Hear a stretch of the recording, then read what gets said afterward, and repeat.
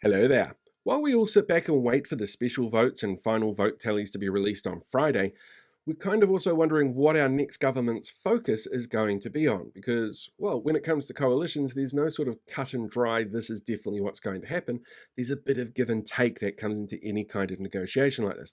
And while negotiations are happening now, until those final votes come in and each party knows what they've got to bargain with, nothing's going to be locked down for sure. But we do know that there are actually some areas that all three parties agree on in some kind of way, which means that those are the ones that they're probably going to start building the coalition agreement around.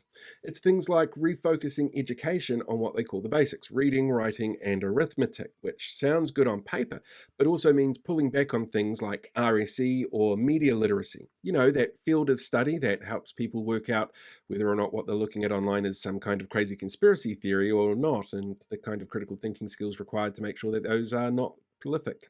There's a couple of parties that are in this agreement that are going to be really keen on making sure you don't have those skills after all.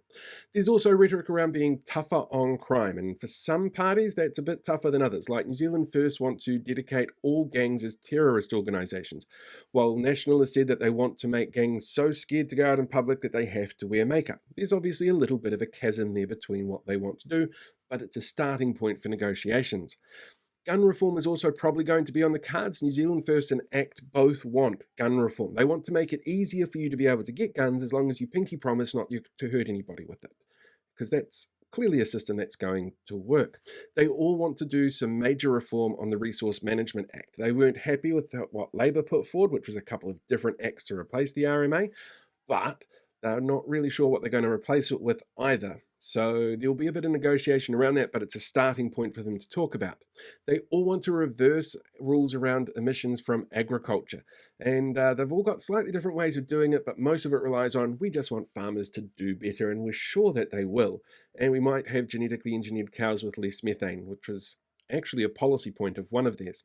They all want a free trade deal with India, which makes sense on paper if only India wanted a free trade deal with us, which they've said on multiple occasions that they don't. And they also all want to fund Gumboot Friday, and that's not a bad thing at all. Problem with that kind of funding of something like that is a charitable organization has different tax rules, which are more beneficial for those organizations, and that could be slightly problematic.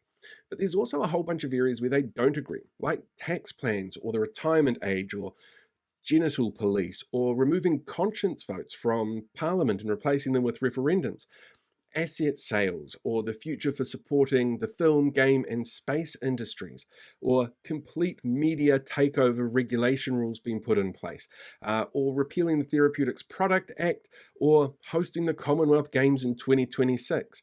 These are policies that they're going to have to negotiate on, and that's where the nuance on what our new government is going to focus on becomes really muddy, which is why it's really important that they know what the special vote count is, because they know then what they can bring to the table in terms of voting power. And no matter what it is that they've put out there, there is not one thing I've been able to find across any of their pages that's new. It's all about repealing and redoing something that's already been done under the last government. And that's actually kind of scary. It's not going forward. No matter what happens next, all of their policies are basically taking us a step backwards. And that it doesn't seem very progressive at all.